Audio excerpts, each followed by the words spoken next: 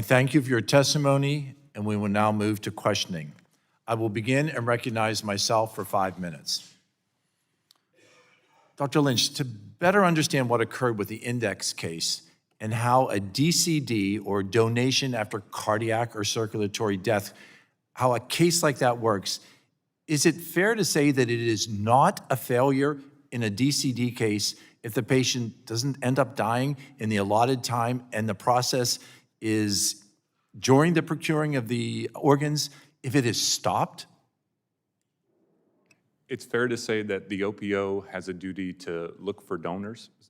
The prognosis, meaning planning whether or not an individual will expire within a time period that would allow for the recovery of their organs, is imprecise. So in good faith cases, there will be instances where a patient has a withdrawal of care, is allowed to progress to a natural death, but that occurs over too long of a timeline to make the organs usable. And you wouldn't consider that a failure, would you? I would not. However, it is a failure if at any point in the process leading up to the removal of the patient from life support and declaring that patient is deceased, that the patient shows signs of improvement, neurologic function, such as signs of pain or fear. If you see a patient crying, if you see these kind of neurologic responses, the process should be immediately stopped. Do you agree?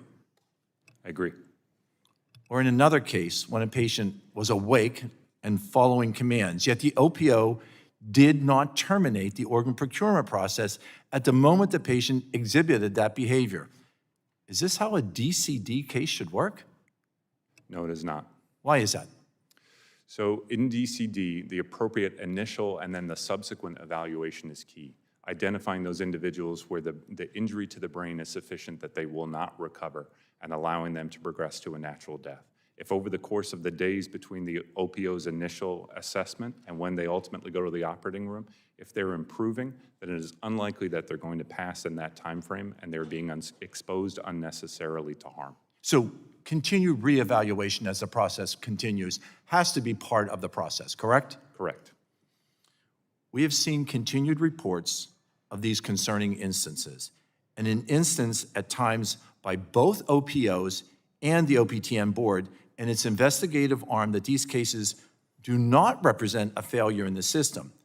Based on your opinion as a transplant surgeon and now in your role of as the chief of Organ Transplant Branch of HRSA, can DCD continue to be done in a way that protects patient safety and honors the sacrifice of what these patients are doing? Absolutely. So this is critical to ensuring patients' ability to have their wishes fulfilled. So if you make that brave decision to be an organ donor and you can pass in a manner that you can be recovered safely as a DCD donor, you should be afforded that right. We're also relying on these organs to save the lives of other Americans. This is complex care. It's technically demanding, but it's knowable and fixable. This is something that can be done safely. As part of the investigation, HRSA analyzed information from over 350 unique cases of ANR patients, or authorized not recovered. This means that the patients were considered for DCD recovery, but no organs were transplanted. The report continues that 103 of these cases, or nearly 30%, had concerning features. Could you explain what some of those features are and what the common themes are in these cases? So HRSA's report and what we documented in our corrective action plan essentially identified 4 problems. There was the inability to perform a good initial or subsequent neurologic exam and identify those individuals who are likely to progress. There was a poor pattern of collaboration and respect for the input from the primary medical team, the hospital providers. There was poor communication and treatment of families. And then there was poor documentation of what was actually occurring with these patients in the OPO's records. Would you say that the issues occurring in these cases are more related to policies on how the situations are handled, or personal errors, or a lack of communication from team? Because there are multiple teams that are involved as this entire process continues. So this is, as I said, this is a technically demanding form of care. It involves good collaboration between the OPO and the hospital. But every area in the country has exactly one OPO. They are the only ones who can provide this care. It is within their scope to make those relationships, do the education for the hospital, and provide that expertise and support to help them.